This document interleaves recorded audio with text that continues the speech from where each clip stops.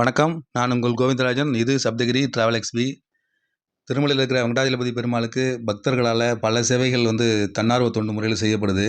அதில் ஜென்ரல் ஸ்ரீவாரி சேவா, பராக்கமணி சேவா, நவநீத சேவா அப்படின்னு 3 சேவைகள் இருக்குது. நம்ம ஏற்கனவே ஜென்ரல் ஸ்ரீவாரி சேவாவும் பராக்கமணி சேவாவும் வீடியோ பார்த்துட்டோம். இந்த வீடியோவில் நவநீத சேவா அப்படிங்கிறத பற்றி டீட்டெயில்ஸ் ஃபுல்லாக இதில் பார்க்கலாம். இது முழுக்க முழுக்க பெண்கள் மட்டுமே கலந்து கொள்ளக்கூடிய ஒரு சேவை. எப்படி பராக்கமணி சேவா ஆண்களுக்காக மட்டுமே இருப்பது போல் இது பெண்களுக்காக மட்டுமே இருக்கும் ஒரு சேவை இது. இந்த சேவையில் கலந்து கொள்ளும் பெண்களும் பார்த்தீங்கன்னா 3 மாதம் முன்னாடியே ஆன்லைனில் புக் பண்ணிட்டு தான் இதில் பார்ட்டிசிபேட் பண்ண முடியும். ஆஃப்லைனில் இது புக்கிங் கிடையாது.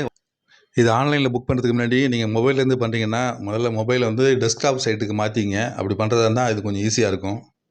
இது ஆன்லைனில் பண்ணுறதுக்கு பார்த்தீங்கன்னா ஸ்ரீவாரி திருமலா .org அப்படிங்கிற வெப்சைட்டில் தான் போய் ஓப்பன் பண்ணணும். அதில் போய் பார்த்தீங்கன்னா ஸ்ரீவாரி சேவான்னு இருக்கும். அதை கிளிக் பண்ணோம்னா வாலண்டரி சேவா அப்படின்னு இருக்கும். அதில் கிளிக் பண்ணோம்னா ஜென்ரல் ஸ்ரீவாரி சேவா, பராக்கமணி சேவா, அதுக்கடுத்து நவநீத சேவா அப்படின்னு இருக்கும். அதில் நவநீத சேவாவை கிளிக் பண்ணிங்கன்னா அதற்கான இன்ஸ்ட்ரக்ஷன்ஸ் எல்லாம் வரும். இந்த நவநீத சேவாவில் கலந்துக்கிறதுக்கு ஏஜ் லிமிட் பார்த்தீங்கன்னா அதிகபட்சமாக 50 வயசுக்கு மேலே உள்ளவங்க இது அனுமதி கிடையாது. 50 வயசுக்குள்ளே தான் இருக்கணும். ஒரு நாளைக்கு 50 பேர் வரைக்கும் இதில் புக் பண்ண முடியும். புதன்கிழமை தான் இந்த ஸ்லாட் ஓப்பன் ஆகும். அதனால் நீங்கள் நாள் செலக்ட் பண்ணுங்கள். புதன்கிழமை செலக்ட் பண்ணி போடுங்க. அதில் கண்டிப்பாக இது ஓப்பன் ஆகும். மார்ச் மாதம் வரைக்கும் ஆல்ரெடி இது புக்கிங் முடிஞ்சிச்சு. அடுத்தது ஏப்ரலுக்கான புக்கிங் இந்த மாதம் 27 தேதியில் மேக்ஸிமம் 27ஆம் தேதி வாக்கில் ஓப்பன் ஆகும். 25ஆம் தேதி அக்காமடேஷன் முடிஞ்ச பிறகு இதோட புக்கிங்ஸ் ஓப்பன் ஆகும். எப்போ இந்த டேட்டு ஓப்பன் ஆகுது அப்படிங்கிறத எங்கள் சேனலில் தொடர்ந்து இதில் போடுறோம். இந்த சேவை எப்படின்னு பார்த்தீங்கன்னா பசு பாதுகாப்பை மேம்படுத்துவதற்காகவும் இந்து மதத்தில் பசுக்களின் முக்கியத்துவத்தை எடுத்து உரைக்கிறதுக்காகவும் டிடிடி ஒரு முயற்சியாக இந்த நவநீத சேவாவை அறிமுகப்படுத்தினது. நவநீதா அப்படிங்கிற சொல் பார்த்தீங்கன்னா வெண்ணெயை தான் குறிக்குதுங்க. அது பெருமாளுக்கும் வெண்ணெய்க்கும் ரொம்ப ரொம்ப தொடர்பு இருக்குது. அதனால் இந்த நவநீதா அப்படிங்கிற வார்த்தையை வச்சு நவநீத சேவா அப்படின்னு டிடிடி சார்பாக இந்த சேவை ஆரம்பிக்கப்பட்டது. இந்த சேவை 2021 ஆகஸ்ட் மாதம் தாங்க இந்த சேவை அறிமுகப்படுத்தினது. பெண்கள் மட்டுமே செய்யக்கூடிய இந்த சேவை மற்ற சேவைகளை விட கொஞ்சம் வித்தியாசமான சேவை இது. பெரும்பாலும் பக்தர்கள் கூடும் இடங்களில் மட்டும்தான் அந்த ஸ்ரீவாரி சேவகர்களோட தேவை அதிகமாக இருக்கும். அன்னதான கூடம், பிரசாத விநியோக கூடம், அப்புறம் வைகுண்ட கியூ காம்ப்ளெக்ஸு, அதுக்கப்புறம் நார்மலாக பக்தர்கள் வர்ற கியூ லைனு அப்படின்னு பக்தர்கள் எங்கெல்லாம் அதிகமாக இருக்காங்களோ அந்த இடத்துல தான் இவங்களுக்கு அதிகமாக வேலை இருக்கும். ஆனால் இந்த சேவை அப்படி இல்லைங்க. இந்த சேவை எங்கே வேலை செய்யணும்னு பார்த்தீங்கன்னா கோஷாலாவில் தான் அந்த சேவை வேலை. அன்னதான கூடத்துலேருந்து சாப்பிட்டுட்டு வெளில வர வழி இருக்குது பாருங்கள். படி ஏறி மேலே வந்தோம்னா ஒரு மெயின் ரோடு வரும். அந்த மெயின் ரோடுக்கு ஆப்போசிட்டில் தான் இந்த கோஷாலா அமைஞ்சிருக்கு. ஸ்ரீ வராகசாமி கெஸ்ட் ஹவுஸுக்கும் அடுத்ததில் கோஷாலா அமைஞ்சிருக்கு. இங்கே யானைகள், பசுக்கள்லாம் பராமரிக்கிற இடம் இது. இந்த கோஷாலாவில் உள்ள நுழையும்போது பார்த்தீங்கன்னா பெரிய போர்டு வச்சுருப்பாங்க. திருமலா திருப்பதி தேவஸ்தான கோஷாலா அப்படின்னு போர்டு வச்சுருப்பாங்க. அது கேட் இருக்கும். அதை தாண்டி உள்ளே போனோம்னா இடது பக்கத்தில் ஃபஸ்ட்டு யானை தான், 2 யானை பெரிய பெரிய யானையை கட்டி வச்சுருப்பாங்க. அதை தாண்டி அந்தாண்ட போனோம்னா அந்த கோஷாலா இருக்கும். ஃபுல்லாக கேட்டு போட்டு கம்ப்ளீட்டாக க்ளோஸ் பண்ணி தான் வச்சுருப்பாங்க. இந்த சேவகர்களை தவிர வேறு யாரும் உள்ளே போக முடியாது. அந்த சேவகர்கள் உள்ளே போகும்போது பார்த்தீங்கன்னா காலெல்லாம் கழுவிட்டு தான் உள்ளே போகணும். அதுவே ஒரு கோயில் மாதிரி தாங்க அந்த இடம் பராமரிக்கப்படுது.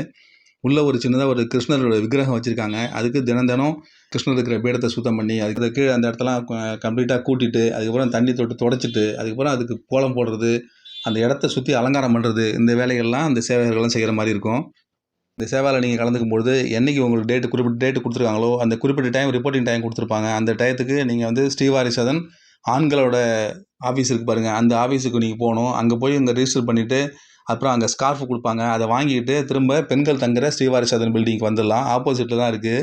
இந்த இடத்துல உங்களுக்கு தனியாக லாக்கர்ஸ் கொடுத்துருப்பாங்க. அந்த இடத்துல உங்கள் திங்ஸ் எல்லாம் வச்சுட்டு அதுக்கப்புறம் நீங்கள் குறிப்பிட்ட டயத்துக்கு நீங்கள் அதை ரிப்போர்ட் பண்ணணும். அந்த கோஷாலாவில் ஒரு நாளைக்கு மேக்ஸிமம் 35 பேர் வரைக்கும் அதில் பார்ட்டிசிபேட் பண்ணுற மாதிரி இருக்கும். அந்த கோஷாலாவில் எல்லோரும் கிளம்பி போவாங்க. 4:45 எல்லாருமே கிளம்பி போவாங்க. அவங்களோட சேர்ந்து நீங்களும் போனீங்கன்னா ஒரு குரூப்பாக நீங்கள் போனீங்கன்னா பரவாயில்ல, எல்லாம் சேர்ந்தே போகலாம். இல்லை நீங்கள் இண்டிவிஜுவலாக நீங்கள் பர்ஃபார்ம் பண்ண போனீங்கன்னா ஏற்கனவே முன்னாடியே எக்ஸ்பீரியன்ஸ் ஆகிருக்க நிறைய லேடிஸ் இருப்பாங்க. அவங்க கூட சேர்ந்து நீங்களும் போங்க. அங்கே 4:45 கிளம்புனீங்கன்னா 5 மணிக்கெலாம் அங்கே போயிடலாம். 5 மணிலேருந்து 9 மணி வரைக்கும் காலையில் உள்ள ஷிஃப்ட் அங்கே வேலை செய்கிற மாதிரி இருக்கும்.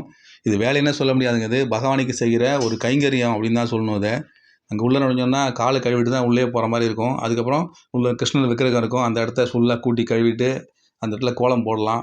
அதுக்கப்புறம் அந்த இடத்துல உட்காந்து பாட தெரிஞ்சவங்க, பஜனை பாடல்கள் தெரிஞ்சவங்க உட்காந்து எல்லோரும் பஜனை பாடல்கள் பாடலாம். அதுக்கப்புறம் அந்த இடத்துல வரிசையாக அடுப்பு வச்சுருப்பாங்க. விறகு அடுப்பு தான் வச்சுருப்பாங்க. விறகு அடுப்பில் பால் புதுசாக கறந்து எடுத்துகிட்டு அதை கொண்டாந்து பெரிய பெரிய பாத்திரத்தில் கொடுப்பாங்க. அதெல்லாம் காய்ச்சணும். தனித்தனியாக ஒரு 4 பேராக பிரித்து விட்ருவாங்க. ஒரு அடுப்புக்கு 4 பேர் பிரித்து உட்கார மாரி வச்சுருவாங்க. அவங்களாம் அந்த விறகு அடுப்பில் அடுப்பை எரித்து அந்த பாலை காய்ச்சணும். பால் பொங்காமல் அந்த பாலை காய்ச்சறது தான் அவங்களோட முக்கியமான வேலை. அது பால் காய்ச்சி முடித்த பிறகு அதுக்கப்புறம் அதை ஆற வைக்கணும். அந்த ஆற வச்சு அதுக்கு தயிரை ஊற்றி உர ஊற்றணுங்க. இதுதான் முக்கியமான அந்த வேலை. கோஷாலால் செய்கிற இந்த சேவகர்கள் செய்கிற மிக மிக முக்கியமான வேலை, இந்த பாலை காய்ச்சி விறகடுப்பில் பாலை காய்ச்சி அதுக்கப்புறம் அதை ஆற வச்சு உரகு ஊற்றணும்.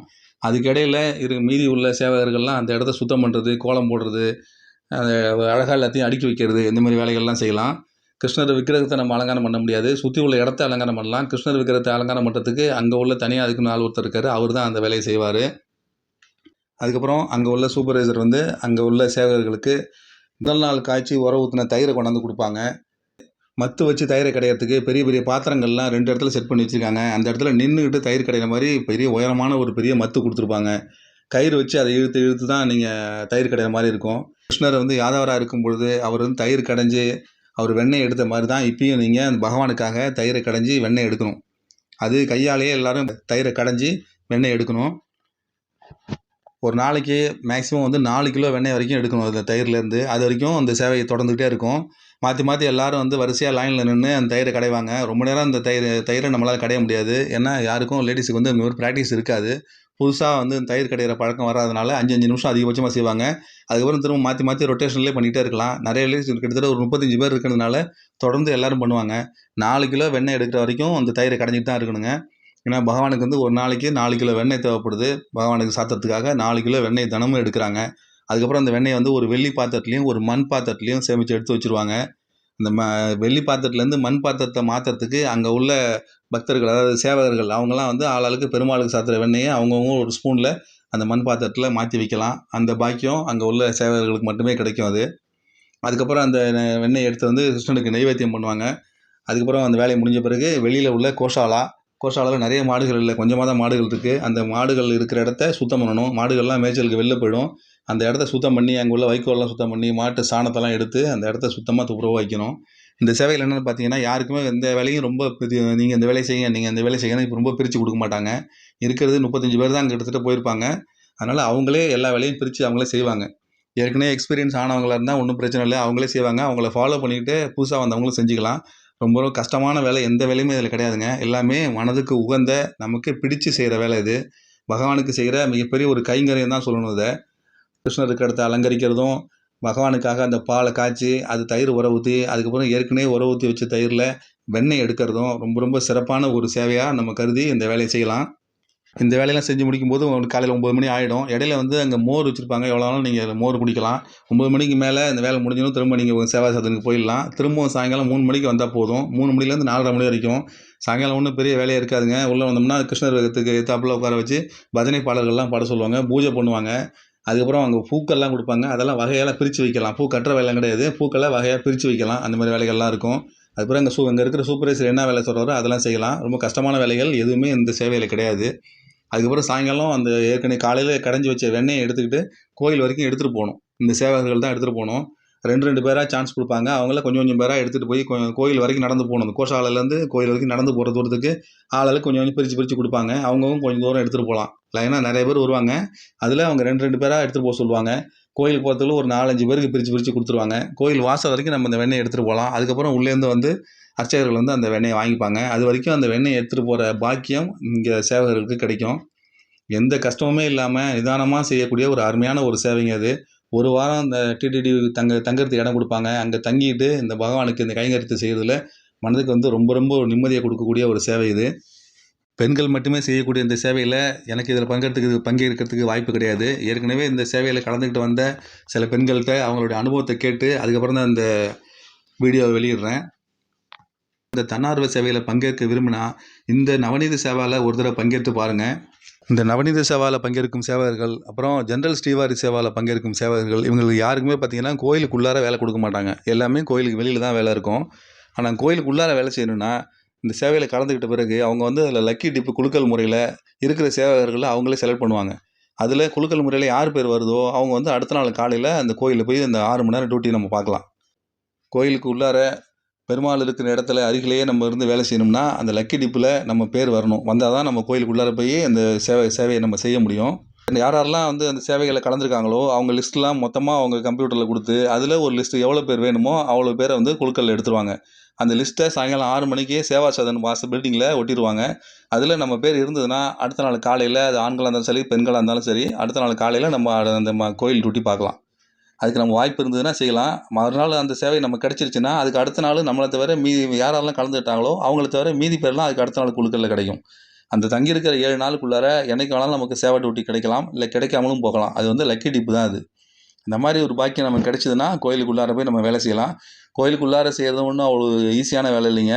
கோயிலுக்கு வந்து லட்சக்கணக்கான பக்தர்கள் வந்து இடைவிடாம கன்டினியூஸா வந்துகிட்டே இருப்பாங்க. ஒரு செகண்ட் கூட கேப் விடாம வந்துகிட்டே இருப்பாங்க பக்தர்கள். அவ்வளோ பேரையும் நம்ம சமாளித்து அங்கே வேலை செய்யணும். கோயிலுக்குள்ளார நம்ம இருக்கலாம் அப்படிங்கிற ஒரு ஆத்ம திருப்திக்காக கண்டிப்பாக அந்த சேவையில் நிறைய பேர் கோயிலுக்குள்ளார வேலை செய்யறதுக்கு ஆசைப்பட்றாங்க. நீங்களும் முயற்சி செஞ்சு பாருங்கள். உங்களுக்கு வாய்ப்பு இருந்ததுன்னா உங்களுக்கும் சுவாமிக்கு அருகிலே இருந்து இந்த சேவை செய்யறதுக்கு பாக்கியம் கிடைக்கும். மற்ற சேவைகள் போல இல்லாமல் பெண்களுக்கு மிகவும் உகந்த இந்த சேவையில் பங்கேற்பதன் மூலம் திருவேங்கடவனுக்கு தினமும் சாத்தப்படுகிற வெண்ணெயை கடையிறதுக்கு ஒரு மிகப்பெரிய அரிய வாய்ப்பு நமக்கு கிடைக்கும். அதை கோயில் வரைக்கும் எடுத்துகிட்டு போகிற வாய்ப்பும் இந்த பெண்களுக்கு கிடைக்கும். அந்த மாதிரி ஒரு சேவையில் கலந்துக்கிட்டு திருவேங்கடவனுடைய பேரருளை நீங்களும் பெறலாம். இந்த மாதிரி சேவையில் கலந்துக்கிறதுக்கு வாய்ப்பு இருந்ததுன்னா 3 மாதத்துக்கு முன்னாடியே ஆன்லைனில் புக் பண்ணி கலந்துங்க. கேன்சல் பண்ணுறதுக்கு இது வாய்ப்பு இருக்குது. புக் பண்ணி பாருங்கள். உங்களுக்கு அந்த நேரத்தில் போக முடியல அப்படிங்கிற பட்சத்தில் கேன்சல் பண்ணுறதுக்கு வாய்ப்பு இருக்குது. மறுபடியும் சான்ஸ் கிடைக்கும்போது ட்ரை பண்ணி மறுபடியும் போகலாம் அதில். மறுபடியும் இதேமாதிரி இன்னொரு அப்டேட்ஸோட உங்களை மீண்டும் சந்திக்கிறேன். இந்த வீடியோ உங்களுக்கு பிடிச்சிருந்ததுன்னா உங்களுடைய நண்பர்களுக்கும் இதை ஷேர் பண்ணுங்கள். என்னோடய சேனலை சப்ஸ்கிரைப் பண்ணலன்னா சப்ஸ்கிரைப் பண்ணுங்கள், லைக் பண்ணுங்கள், ஷேர் பண்ணுங்கள். நன்றி, வணக்கம்.